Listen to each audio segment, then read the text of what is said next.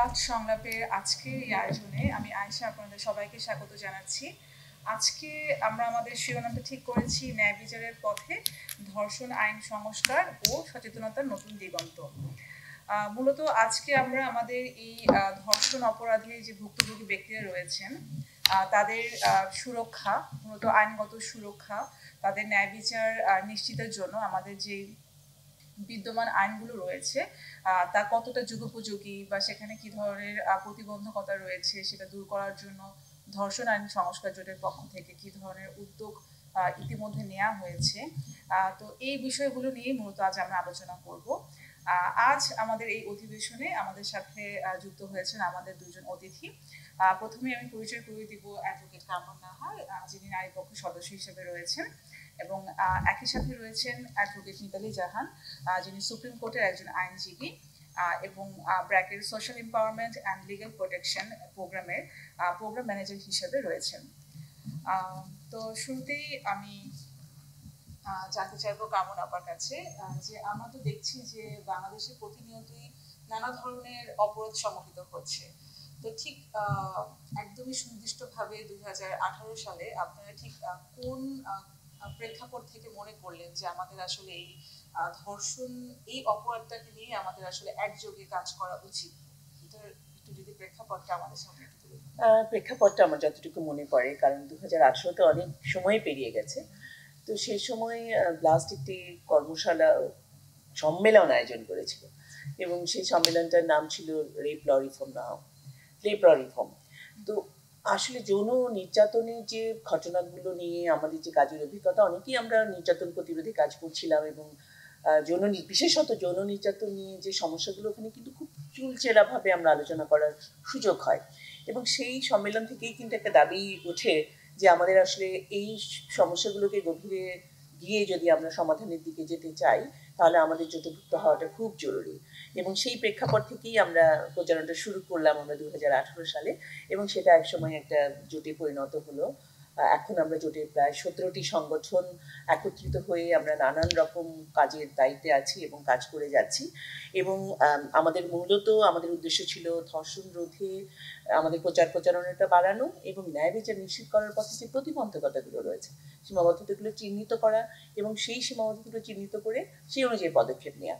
এবং আমি মনে করি যে জোট এই ক্ষেত্রে অনেক বেশি সফলতার পরিচয় রেখেছে, যে আমরা আমাদের 1 বছরের মধ্যেই কিন্তু আমরা আমাদের দাবিনামাগুলো চূড়ান্ত করে ফেলেছি যে এই দাবিনামাগুলো নিয়ে আমাদের এগিয়ে যাওয়া দরকার। সেখানে আইন সংস্কারে যেমন আমাদের দাবিনামা ছিল, ঠিক তেমনিভাবে প্রাতিষ্ঠানিক সংস্কার, কারণ আইন হলেই তো হবে না, কারণ এর জন্য যারা আইন বাস্তবায়নের সঙ্গে যুক্ত তাদেরকে তাদের সীমাবদ্ধতাগুলো চিহ্নিত করা এবং সেগুলো সমাধানের জন্য সুপারিশমালা দেয়া। এবং আমাদেরকে আরেকটু সহযোগিতা করেছিল করোনাকালীন 2020-এ ধর্ষণ বিরোধী যে ক্ষোভ তৈরি হয়েছিল সুবর্ণচরের ঘটনাকে কেন্দ্র করে। তা আমি মনে করি সেই আন্দোলনটিও আমাদেরকে বেশ রেজ এগেইন রেপ, ধর্ষণের বিরুদ্ধে ক্ষোভ, তো ওই আন্দোলনটিও আমাদেরকে আরেকটু সহযোগিতা করেছে যে সুপারিশমালাগুলোকে, দাবিনামাগুলোকে আরেকটু চুলচেরাভাবে ফিরে দেখার এবং জোটভুক্ত হয়ে যে আমাদের কাজের তাগিদটা আরো একটু বৃদ্ধি করার। মিতালি আপা, আমি একটু জানতে চাচ্ছিলাম যে আমরা জানি যে হচ্ছে এই ধর্ষণ আইন সংস্কার জোট খুব সুন্দরভাবে খুব প্রিসাইসলি হচ্ছে কিছু দাবিনামা তৈরি করেছিল, তো 10 দফা দাবি। তো এখান থেকে আপনারা ঠিক কিভাবে হচ্ছে একটা স্ট্র্যাটেজি ফলো করলেন যে ঠিক কোন ইস্যুটাকে নিয়ে হচ্ছে আপনাদের আগে কাজ করতে হবে বা প্রায়োরিটি আপনারা কিভাবে ঠিক করলেন, একটা কোয়েশ্চেন। এবং সেকেন্ডে আমি জানতে চাবো যে হচ্ছে আপনাদের আজকে এই 2024-এ এসে যদি আমি বলি যে আপনাদের অর্জনের খাতাটা কতটা বড় হলো, এবং এই অর্জনটা ডেফিনেটলি আমরা জানি যে সব সফলতার গল্পের পিছনে কিন্তু একটা প্রতিবন্ধকতারও একটা গল্প থাকে পাশাপাশি। তো যদি আপনি হচ্ছে এই সফলতার পাশাপাশি প্রতিবন্ধকতাটা একটু আমাদের সামনে তুলে ধরতেন। ধন্যবাদ আয়েশা। আমাদের যে জায়গাগুলো আমরা বলছি যে আমাদের 10টা দাবি আমরা আসলে ঠিক করেছিলাম তখন, এবং অনেকগুলো দাবিকে কনসাইজ করে কিন্তু 10টা দাবি হয়েছে, এবং এখানে মানে রেপ ল রিফর্ম কোয়ালিশনের সাথে প্রায় 17টা সংগঠন জড়িত। এই 17টা সংগঠনের একমত হয়ে দাবিনামাটা আমরা তৈরি করেছি, এবং যেখানে আপনার একটা প্রধান দাবি ছিল যে ধর্ষণ আইনের যে সংজ্ঞা, সেই সংজ্ঞাটাকে আমরা যেন এটা যেহেতু আন্তর্জাতিক যে মানদণ্ড আছে মানবাধিকারের, সেই জায়গাটাকে অনেকটাই সেই জায়গার সাথে সামঞ্জস্যপূর্ণ নয়, এবং যেটা হচ্ছে যে অনেক মানে বিভিন্ন ধরনের জেন্ডারের যে ডাইভার্সিটি আছে সেটাকে ঠিক ইনক্লুড করছিল না। তো সেই জায়গা থেকে আমাদের একটা প্রধান দাবি ছিল যে আমরা এই দর্শন রিলেটেড যে আইনগুলো আছে সেই আইনগুলো সংস্কার করার একটা বড় একটা জায়গা হচ্ছে যে এটা সংজ্ঞাটাকে বিস্তৃত করা, যাতে সব ধরনের মানুষ, সব কমিউনিটির মানুষ এটার মধ্যে চলে আসে।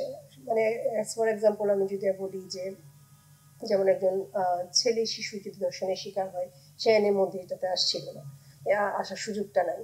তারপর আপনার 16 বছরের অধিক কোনো বিবাহিত মহিলা যদি কোনো নির্যাতনের শিকার হয়, তাহলে সেটা ম্যারিটাল রিলেশনশিপের মধ্যে দিয়ে সেটা কিভাবে আসবে, সে জায়গাগুলোকে নিয়েও আমাদের মানে দাবিগুলো ছিল। এছাড়া আপনার ভিকটিমদের সুরক্ষা, তারপর আপনার যে প্রতিবন্ধকতার শিকার নারীরা যে সব চ্যালেঞ্জের সম্মুখীন হয় না বিচার পাওয়ার ক্ষেত্রে, সেই জায়গাগুলোকে নিশ্চিত করা, এবং যে রেপ ভিকটিমরা যখন নির্যাতনের শিকার হচ্ছেন, ধর্ষণের শিকার হচ্ছেন, এবং সেটা নিয়ে যখন আইনিভাবে প্রতিকার চাইতে যাচ্ছেন, সেই সময়ে যে এই বিচারকালীন সময়ে যে আপনার চারিত্রিকগত সাক্ষ্য নিয়ে যে কোশ্চেনগুলো করা হচ্ছিল, তো সেগুলোকে নিয়েও আমরা কাজ করেছি। তো একই সাথে আসলে দুইটা অ্যাঙ্গেলে, যেটা কামরুলাপাও বলেছেন যে আমাদের দাবিনামাগুলোর একটা ছিল যে আইন সংস্কার করা, যেহেতু আইনে প্রচলিত আইনে অনেকগুলো ফাঁকফোকর আছে, সেই ফাঁকফোকরগুলোকে আইডেন্টিফাই করে সেগুলো দাবিনামার মধ্যে নিয়ে আসা। আরেকটা বড় একটা জায়গা ছিল প্রাতিষ্ঠানিক কাঠামোর জায়গায় কাজ করা, যেখানে হচ্ছে যে শিক্ষা প্রতিষ্ঠানের কারিকুলামগুলোতে জেন্ডার এবং নারীর প্রতি সহিংসতার বিষয়ের জায়গায় যে সম্মতির বিষয়টাকে কিভাবে ইনক্লুড করা যাবে, আর হচ্ছে যে বিচার প্রক্রিয়ার সাথে যারা জড়িত, প্রসিকিউশন সিস্টেম এবং ডিফেন্সের জায়গাটায়, সেই জায়গাটায় যারা যেন আরো বেশি জেন্ডার সংবেদনশীল জায়গায়, সেই জায়গাটায় কাজ করা। তো এতগুলো দাবির মধ্যে যদি প্রায়োরিটাইজ করি, তাহলে অবভিয়াসলি প্রথমেই আমাদের চলে আসছিল যে আসলে সংজ্ঞাটা কি রিফর্ম করাটা। কিন্তু আমাদের যে দাবিনামাগুলো দেখবেন যে আমরা এটাকে অনেকটা বলতে পারেন যে অনেক সময় অ্যাডভোকেসির বিভিন্ন ইস্যু থাকে, যে সরকার যখন দেখা যাচ্ছে যে কোনো একটা বিষয়ে হাত দেয়, তখন সেই জায়গাটাকে আমরা প্রায়োরিটির জায়গায় নিয়ে আসি।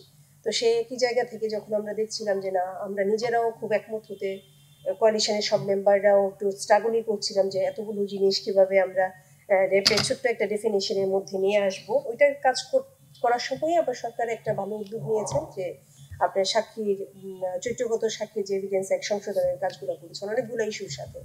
তো যেহেতু আমাদের একটা প্রধান দাবি ছিল যে ধর্ষণের শিকার ব্যক্তির চারিত্রিক সাক্ষ্য গ্রহণের যে জায়গাটা যেন এটা তার জন্য আরো বেশি অসংবেদনশীল না হয়, সেই জায়গাটায় কাজ করা, তো আমরা এটাকে পিক করি প্রায়োরিটির জায়গায়। এটা আমরা তখন প্রথমে নিয়ে আসি স্ট্র্যাটেজিগত কারণেই, কারণ আমরা মনে করেছি যে এটা যদিও আমাদের দাবি না, আমার ষষ্ঠ দাবি ছিল, তারপর আমরা মনে করেছি যে এটা নিয়ে আমরা এখন গভর্নমেন্টের সাথে যদি কাজ করি, যেহেতু সরকার হোল এভিডেন্স এক সংশোধনের জন্য কিছু কাজ করছেন অন্য অন্য ইস্যুর সাথে, তখন আমরা এই 155(4) ধারাটাকে সংশোধন করার জন্য এবং পাশাপাশি 146(3) ধারা সংশোধনের জন্য কাজ করা শুরু করি।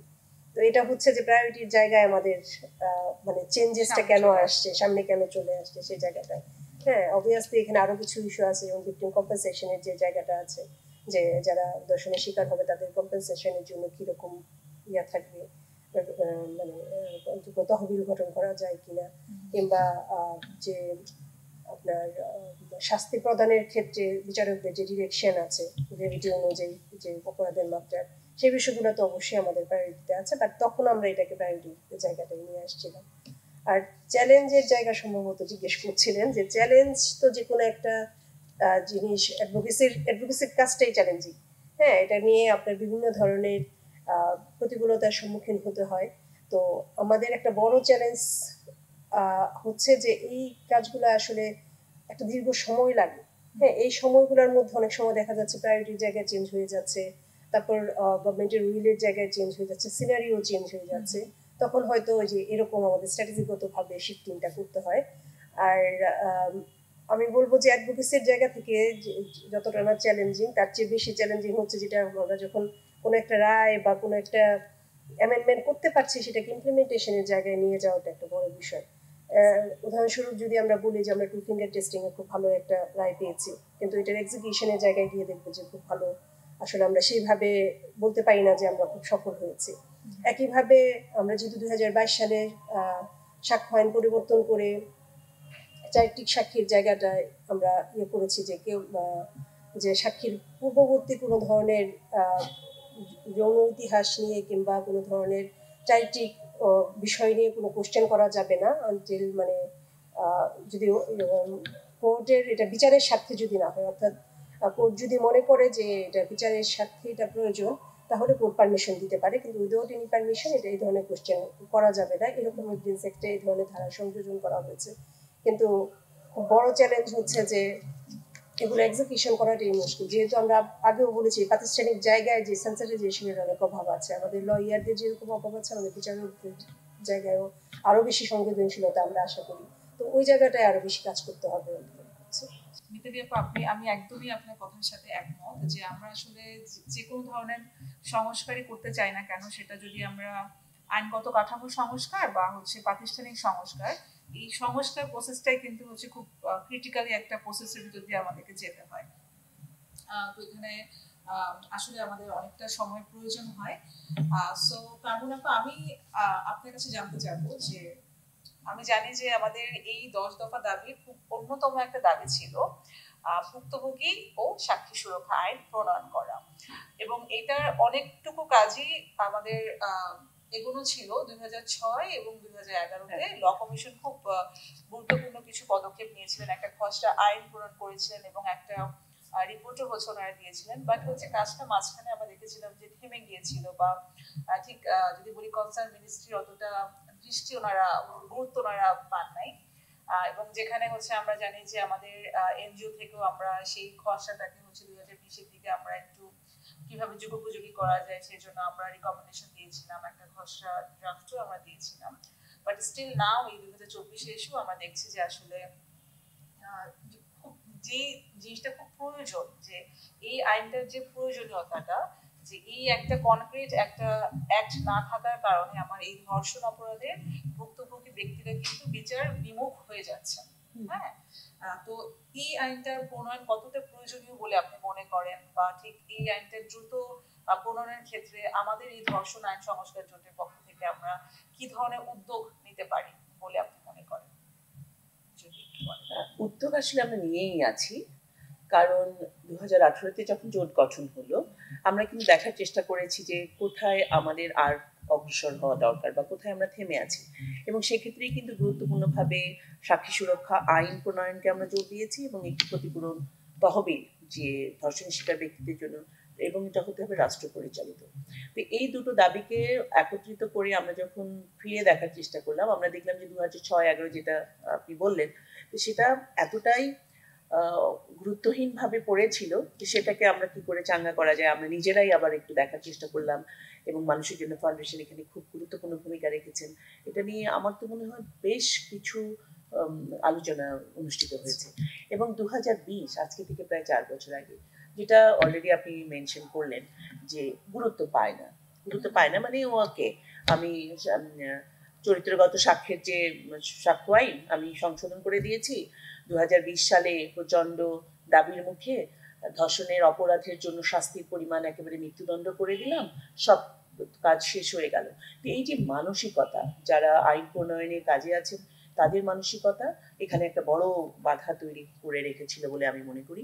তো আমি এই মুহূর্তে আমরা যেহেতু একটা পরিবর্তিত পরিস্থিতিতে রয়েছি বলে আমার মনে হয়, এবং সেই পরিস্থিতিতে আমি মনে করি এটাকে একদম জরুরি তালিকাভুক্ত করে নিয়ে আসা, এবং আইনের ত্রুটি যদি থাকে সেটা আইন মন্ত্রণালয়ের সংশ্লিষ্ট যারা আছেন তারা করতে পারেন, রিভিউ করতে পর্যালোচনা করে দেখতে পারেন। কিন্তু এতটা গুরুত্বপূর্ণ যেখানে সাক্ষী সুরক্ষা আইনে আমরা যে বিষয়গুলোকে উল্লেখ করেছি, যেগুলো নিয়ে আমরা প্রতিনিয়ত সমস্যার মধ্যে থাকি, যে প্রাতিষ্ঠানিক সুরক্ষা দরকার, উনি মামলা করতে কেন আসতে ভয় পাচ্ছেন, তার জরুরি আশ্রয় লাগতে পারে, জীবিকা নির্বাহের জন্য ব্যবস্থা, মনোসামাজিক সহায়তা, এগুলো সব কিন্তু আইনের মধ্যে খুব সুন্দর করে খসড়ায় যেটা করা হয়েছে সেটা কিন্তু খুব সুন্দরভাবে বিস্তৃত করা হয়েছে। এবং এই যে ধর্ষণ শিকার ব্যক্তিদের জন্য যে ক্ষতিপূরণ, এটা কিন্তু আমাদের যে বর্তমান যে প্রচলিত আইনটা আছে সেটা কিন্তু আছে যে ধর্ষণের ফলে সন্তান জন্ম লাভ করলে তার একটা বন্দোবস্ত হবে, কিন্তু এটাও যে কতটা মানবাধিকার পরিপন্থী, যে যিনি ধর্ষণ করেছেন তার কাছে গিয়ে ধর্ষণের শিকার ব্যক্তির সন্তানের জন্য ভরণ পোষণ চাইতে হবে, এটা কেন রাষ্ট্র কর্তৃক পরিচালিত হবে না? তো এই দাবিটা কিন্তু আমাদের ক্ষতিপূরণ তহবিল গঠনের বেলায় খুব পরিষ্কারভাবে আমরা তুলে ধরেছি। তা আমি মনে করি এখনই একটা সুযোগ, জোট যদি এটাকে খুব গুরুত্বপূর্ণভাবে নেয়, কারণ অনেকগুলো সংস্কার কমিশন হয়েছে, নারী বিষয়ক সংস্কার কমিশন হয়েছে, যে কোনো কমিশনের মাধ্যমেই হোক বা যে কোনো প্রক্রিয়ার মাধ্যমেই হোক, আমরা যদি এই অন্তর্বর্তীকালীন সরকারের কাছে এই দাবিগুলোকে গুরুত্ব সহকারে উপস্থাপন করতে পারি, আমি মনে করি জোটের এখানে একটা বড় ভূমিকা রয়েছে। এটাকে তালিকার প্রায়োরিটিতে আনা, মানে একদম জরুরি তালিকার ভুক্ত করা, এবং সেখানেই আমি মনে করি জোটের সকলকে আরেকটু সংঘবদ্ধ হওয়া, কারণ আমরা অনেকগুলো সফলতার দিকে গেছি, যে এই আইনগুলো পর্যালোচনা করার যে অনেকগুলো কাজ আমরা সরকারের হয়ে করে দিয়েছি, এগিয়ে রেখেছি। এখন শুধু এটাকে, আমি জানি না অন্তর্বর্তীকালীন সরকার আইন প্রণয়নে কতটা ভূমিকা রাখবেন, কিন্তু এটার মধ্যে যে উপাদানগুলোর, উপকরণগুলোর, যেটার জন্য ন্যায় বিচার থেকে আমরা বঞ্চিত হচ্ছি, সেদিকে আমার মনে হয় জোর দেওয়াটা খুব জরুরি। আমরা একদমই আজকের সংলাপের শেষ পর্যায়ে চলে এসেছি। একটা প্রশ্ন দুজনের কাছে আমি রাখবো, যে আমরা ইতিমধ্যে 2024-এ একদমই দোরগোড়ায় চলে এসেছি এবং হয়তোবা কিছুদিনের মধ্যে আমরা 2025-এ পদার্পণ করব।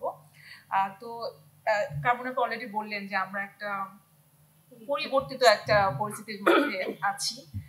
তো আপনি কি মনে করেন, মিতালি আপা প্রথমে আপনার কাছে, যে আমরা কিভাবে হচ্ছে এই ধর্ষণ আইন সংস্কার জোটটার সাথে হচ্ছে আমাদের যারা তরুণ প্রজন্ম রয়েছে এবং একই সাথে যাদের জন্য আসলে আমাদের এই জোটটা করা, সবাইকে কিভাবে হচ্ছে আমরা একত্রিত করে একটা হোলিস্টিক অ্যাপ্রোচের মাধ্যমে আমাদের যে দাবিগুলো রয়েছে বা যে উদ্দেশ্যে আসলে এই জোটটা করা, সেটাকে হচ্ছে আমরা এগিয়ে নিয়ে যেতে পারবো? যদি কোনো ধরনের আপনার প্রত্যাশাটা যদি আপনি জানতে চান। তরুণ প্রজন্মের আসলে সংশ্লিষ্টতা যে কোনো মুভমেন্টই খুব জরুরি। হ্যাঁ, বিশেষ করে যখন আমরা জেন্ডার বেসড ভায়োলেন্স নিয়ে কথা বলি, এটার কিন্তু প্রথম ভিক্টিমাইজ হচ্ছে এই গ্রুপটা। হ্যাঁ, এবং অবভিয়াসলি রেপলর, যে আপনার রেপের ইনসিডেন্টের আপনি যদি স্ট্যাটিস্টিক্স দেখেন, এখানে এজ গ্রুপটার একটা বড় অংশই কিন্তু হচ্ছে মানে তরুণ প্রজন্মের একটা জায়গা। মানে তরুণ প্রজন্মের মানুষরাই ভিক্টিমও হচ্ছে, আবার পারপেট্রেটরও হচ্ছে। তো এই জায়গা থেকে ওনাদের এঙ্গেজমেন্টটা খুব জরুরি। হ্যাঁ, আমরা এখন আমাদের স্ট্র্যাটেজিগত জায়গায় আমরা বলছি, সবসময় বলছি যে ভায়োলেন্স এগেইনস্ট রিলেশন করতে গেলে মেন এন্ড বয়েজ এঙ্গেজমেন্টটা খুব জরুরি।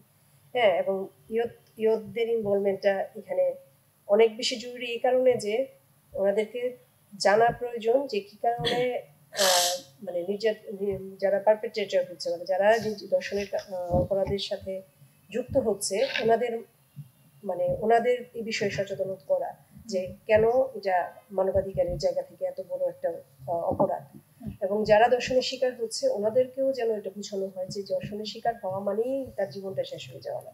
হ্যাঁ, এটা হচ্ছে একটা অ্যাক্সিডেন্ট, এবং সেই দুর্ঘটনাটাকে তাকে শক্তভাবে মোকাবেলা করতে হবে, এবং তার জন্য জীবনে অনেক জায়গা খোলা আছে, সে কোন জায়গায় গেলে প্রতিকারটা পাবে। সুতরাং সচেতনতার জায়গায় অবভিয়াসলি ওই প্রজন্মকে টার্গেট করে আমাদের যত ধরনের এসবিসিসি মেটেরিয়ালস বলেন, আইসি মেটেরিয়ালস বলেন, সেই জায়গাগুলোকে ডেভেলপ করতে হবে। আর মুভমেন্টের যে জায়গাটা আমি বলি যে দর্শন প্রতিরোধে ওরা কিভাবে সংশ্লিষ্ট হতে পারে, আমি মনে করি যে একেবারেই গ্রাসরুট লেভেল থেকেই ওনাদের এঙ্গেজমেন্টটা জরুরি। আমরা যদি এখন দেখি যে আমাদের একেবারে গ্রাসরুটে যে কমিটিগুলো আছে, গভর্নমেন্টের সরকারি কমিটি, নারী নির্যাতন প্রতিরোধ কমিটি আছে, চাইল্ড ম্যারেজ প্রিভেনশন কমিটি আছে, মানব পাচার প্রতিরোধ কমিটি আছে, যত কমিটিগুলো আছে সেখানে তরুণদের পার্টিসিপেশনটা যেন থাকে, বিশেষ করে এডুকেশনাল ইনস্টিটিউশন যারা স্কুলগুলো বাচ্চারা আছেন তাদের পার্টিসিপেশনটা যেন থাকে। আর আমাদের যারা সংগঠনে আমরা কাজ করছি, এই 17টা সংগঠনের কিন্তু কোনো না কোনো প্রোগ্রাম আছে তরুণদেরকে নিয়ে, সেই জায়গাটাও আমাদের একসাথে কাজ করা। এবং আমাদের যে আমরা যখন কোনো একটা প্রটেস্টেশনে যাই, কোনো এলাকায় যখন ঘটনাগুলো ঘটে, যে কোনো বিষয়ে আমরা যখন মানববন্ধন করি, তো ওই জায়গাগুলোর জন্য তরুণদের অংশগ্রহণটা আরো বেশি জোরদার করা যায়। তো সেই জায়গাটাই আমি একটু জোর দিতে চাচ্ছি। ধন্যবাদ মিতালি আপা। আমি যদি মিতালির সঙ্গে যুক্ত করি, প্রত্যাশা তো আমরা এই বিংশ শতাব্দী না, তারও পরে 2025-এ এসে যদি আমাদেরকে কথা বলতে হয় যে এখনো সম্মতি কি আমরা জানি না, বুঝি না, সংজ্ঞা জানি না, এবং এই যে রিলেশনশিপ, সম্পর্ক, সেগুলো নিয়ে তরুণদের সঙ্গে কথা বলাটা আমি মনে করি খুবই জরুরি। আমরা আমাদের দাবিতে বলেছি যেটা পাঠ্যপুস্তকে অন্তর্ভুক্ত হবে, কিন্তু যতদিন পাঠ্যপুস্তকে অন্তর্ভুক্ত করা না যাচ্ছে ততদিন আমাদের যাদেরই স্কুল বা কলেজ বা বিশ্ববিদ্যালয়ে যে কর্মসূচি থাকুক না কেন, এই কথাগুলো যে নিজের সুরক্ষা নিয়ে যখন আমরা কথা বলবো, ওয়েলবিং নিয়ে কথা বলবো, এই কথাগুলো যেন আমরা যুক্ত করতে পারি এবং এর জন্য কোথায় গেলে আমি সহযোগিতা পেতে পারি, এরকম ঘুরতে যাচ্ছে আমি আজ করবো কি করে, ডুস অ্যান্ড ডোন্টস টিপস কিছু আমরা শেয়ার করতে পারি। এবং এটার জন্য ডিজিটাল প্ল্যাটফর্ম যেগুলো আমাদের আছে, যেমন এই যে আজকের পডকাস্টে আমরা এগুলো নিয়ে অবশ্যই আমি আশা করছি যেটা প্রচার সম্প্রচার হোক এবং তরুণদের সঙ্গে এই আলোচনাগুলোর ক্ষেত্র তৈরি করা আমরা আমাদের নিজ নিজ জায়গা থেকে।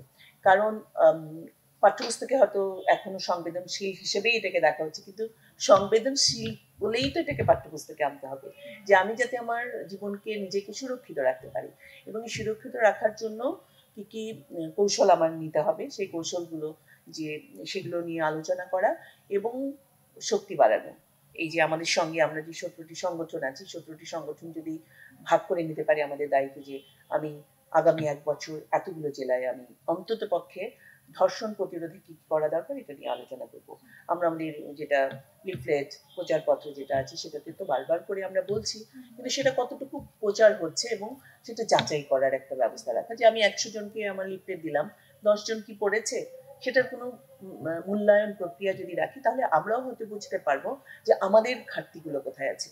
কারণ আমরা কিন্তু লিফলেট অনেক প্রচার করছি যে ধর্ষণ হলে কি করবেন, এটা হওয়ার জন্য না হওয়ার জন্য কি করা দরকার এবং আমি কি করে এটা প্রতিরোধ করতে পারি। তো সেখানে আমি মনে করি তরুণদের সম্পৃক্ততা অনেক বেশি জরুরি এবং তরুণদেরকে আকর্ষণ করার জন্য অবশ্যই ডিজিটাল মাধ্যম তো একটা জরুরি। এবং পাশাপাশি আমি ডিজিটাল মাধ্যমে যে সহিংসতাগুলো হচ্ছে, যদিও সেটা মোকাবিলা করার জন্য যথেষ্টভাবে আমরা এখনো প্রস্তুত না, কিন্তু আমি যাতে সহিংসতার শিকার না হই সেটার জন্য আমি কি কি রক্ষা কবচ নিতে পারি সে ব্যাপারেও সচেতনতা দরকার বলে আমি মনে করি। ধন্যবাদ কামনা। আপনাদের দুজনকে অসংখ্য ধন্যবাদ আজকে আমাদের এই সংলাপে এত খুবই একটা বলবো যে একটা খুবই ক্রুশিয়াল একটা ইস্যু, এবং যেটা নিয়ে আসলে আমাদের অনেকের মধ্যে হচ্ছে বলবো যে আমাদের যে বিদ্যমান যে আইনি সুরক্ষাগুলো রয়েছে সেটা নিয়ে অনেকেরই জানার অভাব রয়েছে এবং একই সাথে রয়েছে সচেতনতার অভাব। তো আপনাদের কাছে আমরা কৃতজ্ঞ যে আমাদের সামনে আজকে এই ক্রুশিয়াল ইস্যুটাকে নিয়ে এতটা প্রাণবন্ত আলোচনার মাধ্যমে আমাদেরকে একটু কিছুটা হলেও সচেতনতা করার চেষ্টা করেছে। এবং একই সাথে আমি ধন্যবাদ জানাচ্ছি আজকে এই সংলাপে যারা আমাদের সাথে এতটা সময় ধরে ছিলেন তাদেরকেও একই সাথে আমি ধন্যবাদ জানাচ্ছি। নিশ্চয়ই আমরা সামনে আরো কোনো একটা যুগোপযোগী বিষয় নিয়ে আপনাদের সামনে উপস্থিত হব। তো সেই প্রত্যাশায় আজকে এখানে শেষ করছি। ধন্যবাদ।